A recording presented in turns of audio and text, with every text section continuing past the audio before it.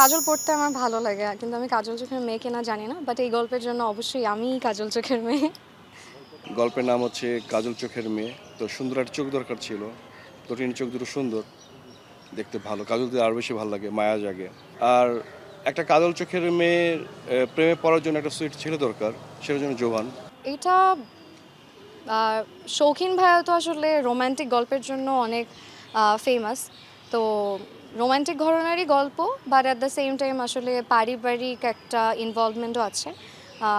একটু আগের প্যাটার্নের গল্প, but it's very sweet and very fresh. পছন্দ করবে দর্শক, আই হোপ।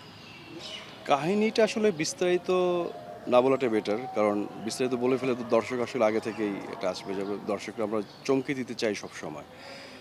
তো দর্শককে চমকে দেওয়ার জন্য আসলে আমরা ডিটেল গল্পটা না বলি, তবে আমি থিমটা বলতে পারি। এটা হলো গিয়ে যে একটা ছেলের পয়েন্ট অফ ভিউ থেকে গল্প, বা একটা মেয়ের পয়েন্ট অফ ভিউ থেকেও গল্প বলা যেতে পারে। বেসিক্যালি একটা রোমান্টিক স্টোরি, না হচ্ছে কাজল চোখের মেয়ে। নামের মধ্যেও কিন্তু এক ধরনের গল্প লুকিয়ে থাকে। তো এটার আমরা একটা ট্যাগলাইন দিয়েছি। ট্যাগলাইনটা হচ্ছে যে অনেক চোখই সুন্দর, কিছু চোখ গল্প বলে, কাজল মেখে মায়া বাড়িয়ে কাছে টানে।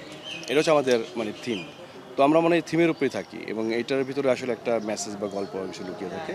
ফুল অফ রোমান্টিক গল্প। টিজার মুক্তি পেয়েছে কাজল চোখের মেয়ের। জাকারিয়া শৌখিন ইজ দ্য ডিরেক্টর এবং he is also the writer. So শৌখিন ভাইয়ের সাথে কাজ করতে একটা জিনিস খুব শান্তি লাগে, সেটা হচ্ছে ডায়লগস। হ্যাঁ, যেটার খুব অভাব ফিল করি আমরা অনেক সেটে গিয়ে। দেখা যায় যে স্ক্রিপ্টের ডায়লগগুলো অত সুন্দর থাকে না, কিন্তু স্টোরি যখন আমরা সিনোপসিসটা পড়ি তখন খুব ভালো লাগে। কিন্তু দেখা যায় যে যখন ফুল স্ক্রিপ্টটা পাই তখন কি ডায়লগে আমরা স্যাটিসফাই হতে পারি না। তো শৌখিন ভাই এই জিনিসটা ভালো যে we can rely on him regarding the dialogues and everything. Screen play খুব সুন্দর করে সাজায় সে, যেটা দেখতে খুব স্মুথ লাগে। জোভানা তটিনীকে নেওয়ার কারণ হচ্ছে যে গল্পের ডিমান্ড। গল্পের নাম হচ্ছে কাজল চোখের মেয়ে। তো সুন্দর একটা চোখ দরকার ছিল।